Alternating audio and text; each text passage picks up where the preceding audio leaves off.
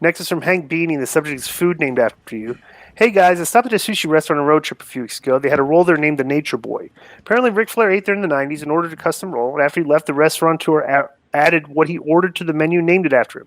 Must be pretty cool to be that famous. I'm sure that one of us marks that listens owns a restaurant. Do either of you have a favorite custom dish you like to order that can be named in your honor?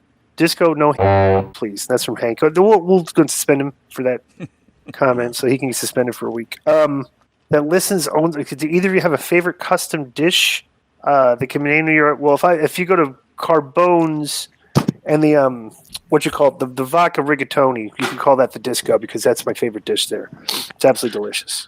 I think that if you went to a Cuban restaurant and they had you know how they have those value meals at at the fast food places, like like a little Cuban value meal, like it's a Cuban sandwich, un pastelito de guayaba, which is just dessert, which is bomb, and then un batido de mamey, which is a milkshake made out of this tasting fruit.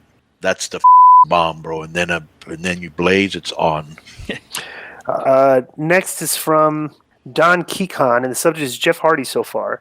I would this week like to ask you about Jeff Hardy's run in AEW. Now, I know that it's barely been a month, so we can't really judge this time, but I have to say that as a Jeff Hardy fan, these few weeks in AEW haven't been good. I think it's because we all know his real-life personal issues. It just feels awkward to see him still doing the exact same bumps that caused all his injuries, which led to self-medication. Plus, I'm sure you heard the stories that he wasn't sober at WrestleCon, and he seems like he's on uppers in certain videos that he's been doing with Matt Hardy. He looks so soft in the middle, and he's really looking his age. To me, I feel like Tony Khan signed a guy who he loved as a teenager, forgot it's not 1999 anymore.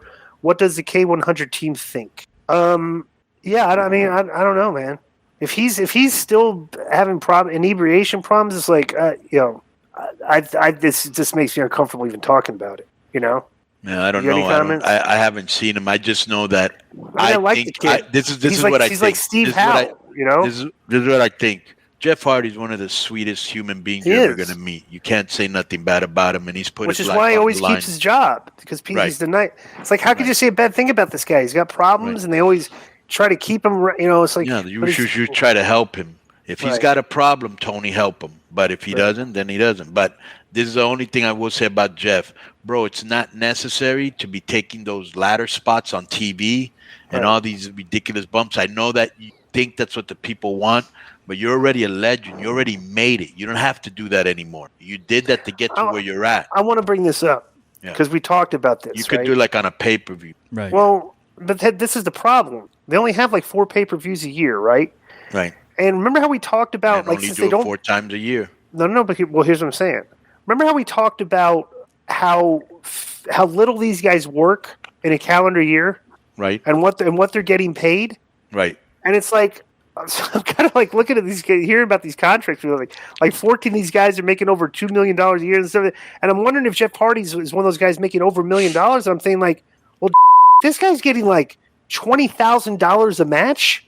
It's like, I can see in his mind where he's saying like, I could do the dive off the table onto the table tonight. Like it's because most I can see it too. I just not like most guys that aren't indie guys will put like a monetary value on their risk factors.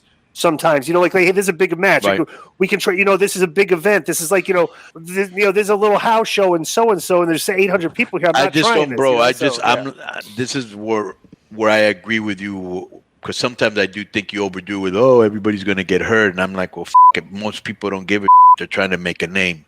But he's already had injuries problem. He's already an older guy. He's already a beat up guy.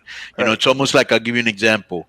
When you're watching that fight between Volkanovski and the Korean Zombie, when I'm looking at the Zombie, even before the match, I'm like, bro, this guy looks like he's just been beat up, And so he went in there and he was beat up. He's punched, the guy just beat him up. And like you don't want to be beat up, you don't want to be like a punch drunk, all beat up guy. And that could happen. You know what I'm saying? You're already beat up. Bro, it's like when you watch Chuck Liddell fight Tito Ortiz recently. Right. That was like, this guy's a legend. Like, I have many positive memories of Chuck Liddell, and like that's not what I want to see.